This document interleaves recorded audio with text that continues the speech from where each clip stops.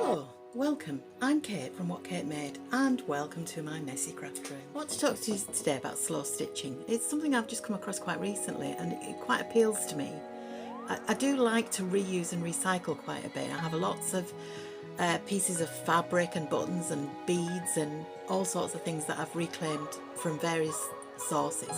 Old garments, things people have given me, jewellery, everything. I tend to take it apart and keep the bits. So when I heard about slow stitching, it appealed to me because it will help me use up all those bits and pieces I've got around. The idea behind slow stitching is to create a new piece of fabric from old bits of reclaimed things. So hand-dyed cloths, pieces of old clothing, things like vintage linens, so embroidered tea cloths, lace-edged pillowcases, things like that, things that you might collect. And then to add to it, to your fabrics, a collection of ribbons, buttons, beads, sewing threads, all different sorts of haberdashery. Now the simple concept of it is that you pick up a piece of whatever it is, fabric or ribbon, and you feel it and you think, that's really pretty, what would go with that? And then you collect together your various pieces and arrange them in a nice design that appeals to you, and then you just stitch them together. And you use very simple stitches. It's just a running stitch, gather stitch, but the beauty is in the materials you use to stitch with. So anything from knitting wool to fine silk to glittery threads to embroidery threads, anything that comes across your desk or your work surface, and things that you like. So I'm going to show you how I've got started with it. So I've gone through my haberdashery. So this is my haberdashery. This is the shelves where I keep all my little bits and pieces. So I've got in these stacks here ribbons. I've got felts, I've got lots of little cases with things like sequins and beads in.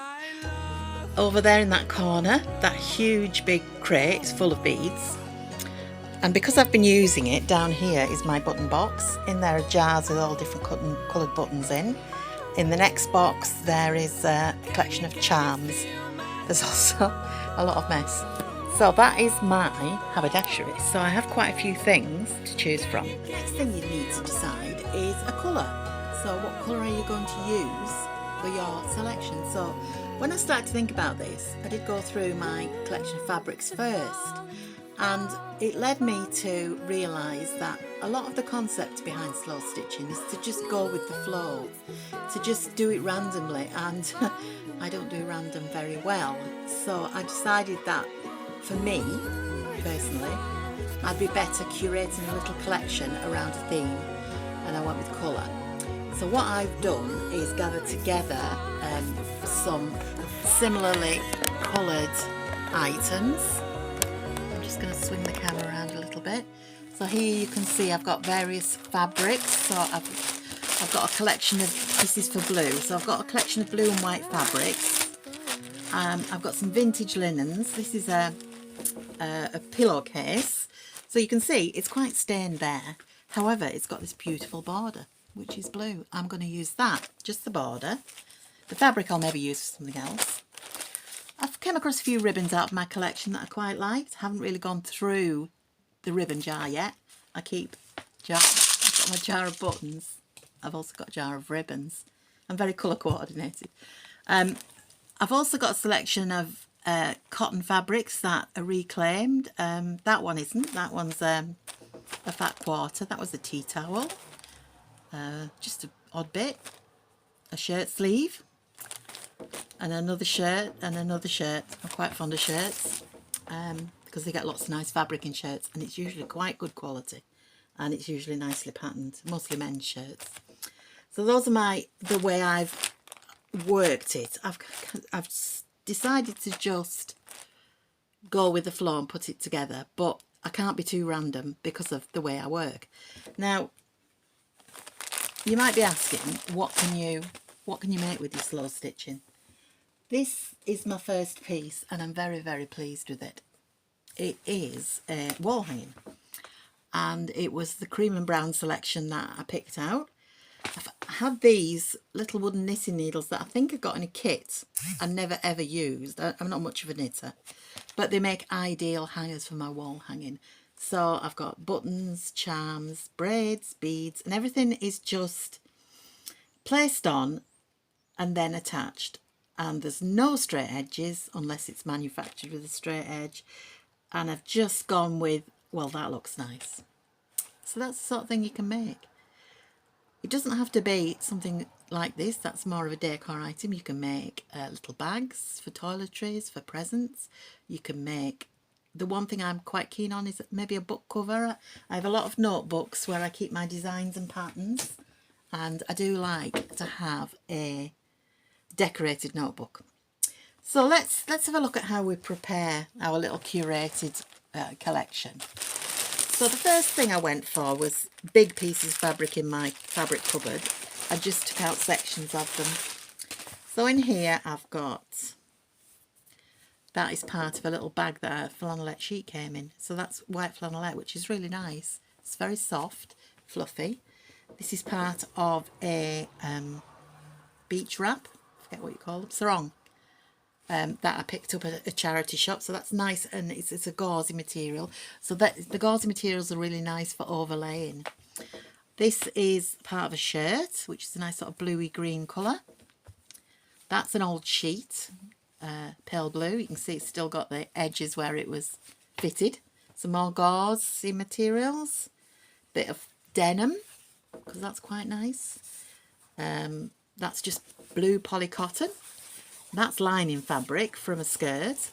Now this is special because this came from the bridesmaid's dress I wore for my sister's wedding when I was 18. It was the 80s. So you know how old I am now. So this was the outer fabric. It's like a taffeta.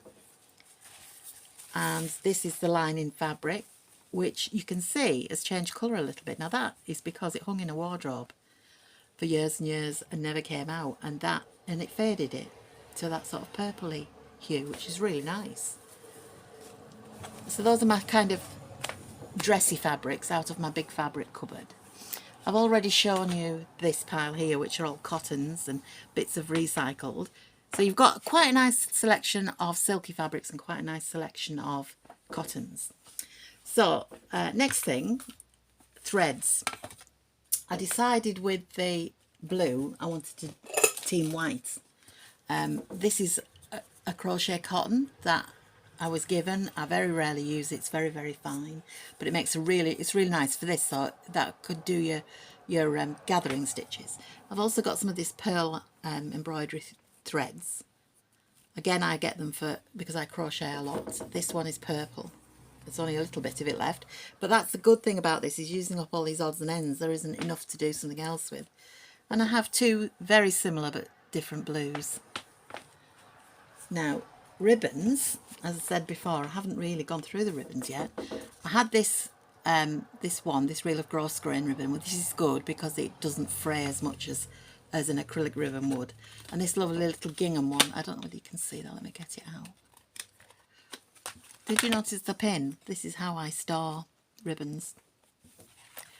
It stops them unravelling in the box. So it's a nice pale blue gingham ribbon there. So this is what I'm actually doing now. I'm not going to do any sewing. I'm curating my collection so that when I come back to it, I've got everything I need. So back to ribbons. So this is my pot of blue and purple ribbons. And as I've got a bit of purple in this, I may include some of this gross grain ribbon here. What I've been doing is just taking off about 1/2 metre. You never know how much you're going to need until you actually start putting it together. I can always go back and get more, but rather than put the whole reel in and not have it for something else, I've been cutting a bit off and putting it in my collection. This is a nice one too, and this is just the last bit of this, so I think I might put that one in as well. I think that's enough purple. Now, another thing I have a lot of is these satiny ribbons, but these are been reclaimed from rosettes. I have a friend who goes to a lot of horsey things and always gets a rosette for entering and gives me them. So I have a lot of these satin ribbons, so I'll pop that in. This one is a Christmassy one, and again it's only a little bit left, but I might leave that because I might use that at Christmas. This is a bias binding, but it's nice, sort of rustic colour, and it's nice and dark, so I'll pop that in. There's a little bit more of the blue gingham there, so I'll put that in. Anything with a wire edge is not really suitable, so I'll put that narrower ribbon in as well, and some of this pale blue. That's quite a papery ribbon. I think it's probably more suitable for packaging. After saying I won't put any more purple in, no I won't. This I've had a long time, and this again is a bias binding. It's an edging, but I've always used it as a ribbon, so you can use it as a bias binding. It's quite pretty, so we'll add that as well. Now this again is a binding. I made this myself when I was making I don't know what I was making, but something I needed a binding for, so I think it was when I was making masks in lockdown. So I'll put a bit of that in as well. I'll just nip that off. Put all them back in randomly. You see, this is what I mean when I say I'm a bit of a messy crafter. I just shove everything in. Keep them in these jars. Keep them in the jars so I can see them. On my haberdashery shelf, I do have reels of ribbon in a drawer, because that's better, really, a better way to store them. But these are just ones where I get odds and ends, so let's pop them away. So now, that won't fit up there. Now we come to the buttons. Now this is my favourite bit. I have a passion for buttons. I get them from everywhere, people give me them, I just love them. I know it's a bit odd. So I'm just going to scatter a little bit of my collection out, and you can see what a wide variety I've got. Now with the buttons, I will get a little Ziploc bag. This is another thing that I save, little Ziploc bags that everything comes in with Crafty, and I keep the little ones for putting beads and buttons in. So a quick look through my collection, and the first thing that jumps right out at me is this one. That is really pretty. It's got a metal centre. It has got a shank on the back, which can make it sit proud on your fabric, but it works sometimes, so we'll have that one. I've got, that's pretty, a square one. A nice big, this is nice, and it's got a kind of marbled effect on it. So I'm going to just go through, there's another, that's the same square. There's another metal, different metal one, and pick out a few buttons that are just a bit unusual in my collection. So unusual shapes, unusual colours, ones with a bit of metal on, little ones, and a lot of little just plain blue ones, because you never know when you just might need to cover a little patch. I've got some fabric covered ones there.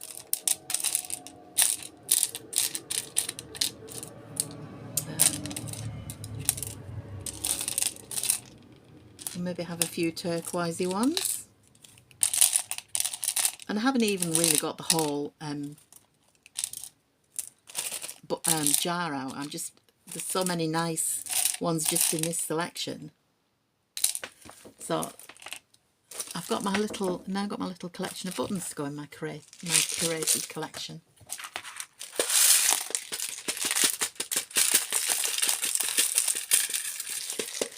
Store all my buttons in jars by colour. Because I don't like to waste anything, I like to recycle and reuse my jars as well. I was going to just check if I've got a few purple ones to go in that collection. Not as many of the purple. I don't have many pink either. I think that might be because I use those colours quite a bit. So let's see what we've got. That's pretty. I'll pop that one in. Some darker ones. Not so many little ones in this collection. And I don't see any metal ones either. Let's put the rest out and see what we've got. That's a nice one, a fabric covered one there. Pop that in. And I think that will do us for buttons. So now I've got my Curating collection. I'll put those away later. Now I've got my Curated collection of fabrics and buttons and ribbons that all go together. I'm ready to start doing some stitching. So join me again for slow stitching part 2.